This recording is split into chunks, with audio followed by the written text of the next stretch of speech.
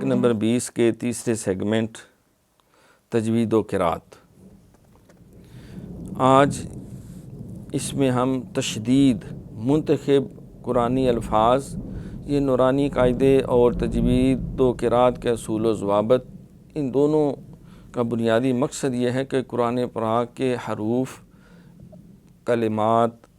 اور آیات کی درست تلفظات کے ساتھ ادائیگی کی ہمیں صلاحیت حاصل ہو اور ہم ہوا تجوید الحروف و معرفت الوقوف کا حق ادا کر سکیں۔ تو اس میں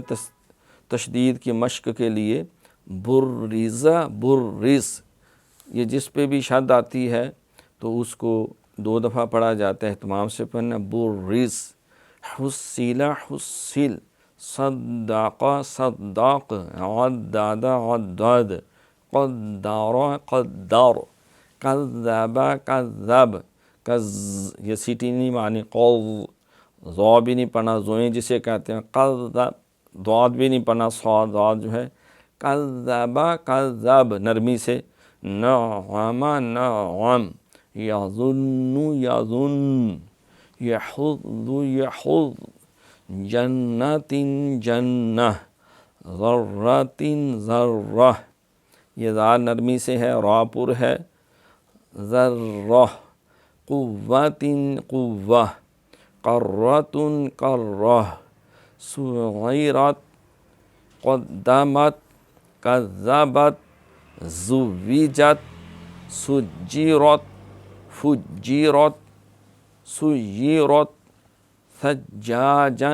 ثجاجا، غساقا غساقا، فعال فعال، کذابا کذابا، وہاجا وہاجا، ممددۃ ممددہ، مکرمۃ مکرمہ، مطہرۃ مطہرہ، والسماء والسماء، والطرائب والطرائب، والناشطات والناشطات، والنازعات والنازعات، والسابحات والسابحات، فالسابقات فالسابقات، فالمدبرات فالمدبرات، ایان ایان، ایاک ایاک، تجلی، فمہل الکافرین، تبلی السرائر۔ تو 20ویں سبق کے تیسرے سیگمنٹ میں ہم نے تشدید کی مشق مختلف قرآنی الفاظ جو منتخب ہیں اس کی ہے، اس کی اچھی طرح آپ نے مشق کرنی ہے اور ساتھ اجرا بھی کرنا ہے، اخفاء اظہار کا بھی خیال رکھنا ہے،